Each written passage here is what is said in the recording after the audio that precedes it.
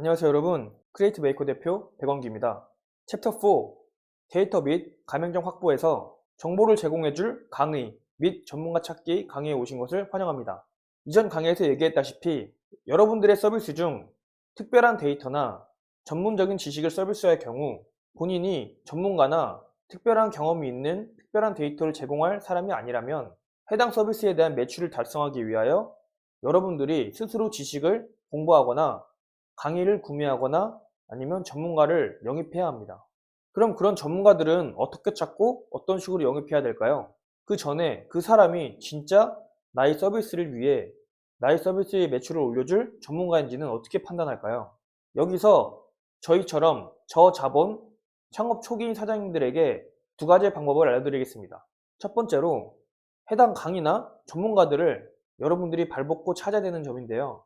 만약에 마음에 드는 강의나 전문가를 찾았을 경우 그 강의나 전문가가 이전에 이미 유명해져서 몸값이 너무 높거나 아니면 이미 여러 플랫폼에 여러 서비스에 발을 담고 있다거나 이런 경우가 있습니다.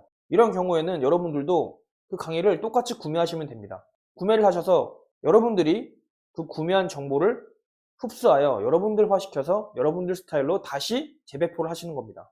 이 방법은 공개된 데이터를 가공하는 것과 비슷하지만 그거와는 다르게 이러한 강의나 전문가의 지식은 아무나 쉽게 얻을 수 없으며 여러분들이 그거에 대한 투자를 했기 때문에 얻은 것입니다. 또한 그 상황에서 여러분들이 그 지식을 흡수하고 가공을 한다면 더 높은 가치의 서비스를 제공할 수 있기 때문에 더 비싼 단가로 서비스할 수 있습니다. 또한 그만큼 전문적이고 특별한 데이터이기 때문에 다른 서비스가 선뜻 진입할 수가 없습니다. 두 번째, 강의나 전문가가 있지만 그 둘 다 알려지지 않고 초창기에 오는 그런 신입들일 경우입니다. 신입 강의, 신입 전문가 같은 경우는 자격증은 땄지만 경력이 크게 없고 본인의 사무실에 없는 사람들 혹은 마땅한 좋은 직장에 들어가 있지 않은 사람들을 얘기하는 겁니다. 이럴 때는 여러분들이 직접 그 사람들을 마케팅하면서 키우는 방법이 있습니다.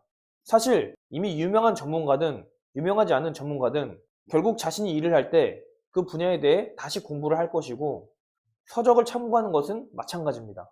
그렇기 때문에 자격증을 위한 수업이 아닌 전문 지식에 대한 데이터를 판매하는 사업의 경우 우리 같은 일반 사람들이 전문적인 데이터를 습득하는 그런 난이도는 그렇게 높지가 않기 때문에 초보 전문가의 경우도 마케팅만 잘하면 충분한 퀄리티의 정보를 소비자들에게 전달할 수가 있습니다. 강의 또한 마찬가지입니다. 쉬운 강의를 구매하셔서 그 강의를 마케팅을 잘해서 저가의 가격으로 어느 정도 정보가 필요한 사람들에게 판매하는 방식으로 서비스를 진행하시면 됩니다. 이처럼 첫 번째 방법과 두 번째 방법을 알아봤을 때 특별한 데이터나 전문적인 지식은 그 정도에 따라서 금액이 달라집니다. 특별한 데이터나 전문적인 지식이 더 깊고 더 중요하고 농도가 깊은 데이터라면 그 데이터는 필시 단가가 높고 필요로 하는 사람들이 적을 것입니다. 반대로 특별한 데이터와 전문적인 지식이 깊지 않고 일반 사람들이 많이 궁금해하는 하지만 시중에는 공개되지 않은 그 정도 수준의 난이도라면 단가가 낮고 여러 사람들에게 판매를 할 수가 있습니다.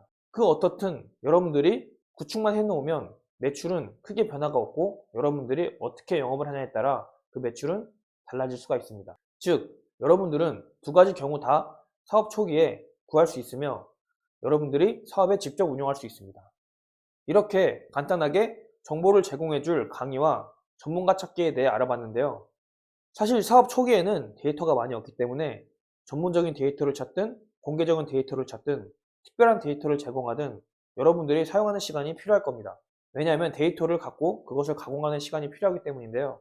자본이 있다면 사람을 시켜서 가공하면 되지만 자본이 없는 저희처럼 저자본 IT 창업인 같은 경우는 우리의 시간을 조금 할애하여 열심히 달려야 합니다. 하지만 안정되는 순간부터 몇몇 고객층이 확보가 되어 우리의 서비스를 지속적으로 이용할 경우 우리는 자동화 시스템이 있기 때문에 앉아서 돈을 벌 수가 있습니다. 또한 어느 정도 매출이 나오면 직원을 고용하여 우리가 하는 행동을 직원에게 시키면 됩니다. 이미 자동화가 되어 있기 때문에 그 직원도 쉽게 따라할 수가 있습니다. 하지만 진입장벽이 높기 때문에 그 직원은 쉽게 회사를 나가서 자신만의 회사를 만들기는 쉽지가 않습니다. 왜냐하면 아까도 말했다시피 우리는 데이터를 가공해야 하는 노력의 시간이 필요하기 때문입니다. 다음 강의에서는 데이터 및 가맹점 찾기에서 서비스 확장을 위한 영업 대상 찾기에 대해서 강의를 해보도록 하겠습니다. 감사합니다.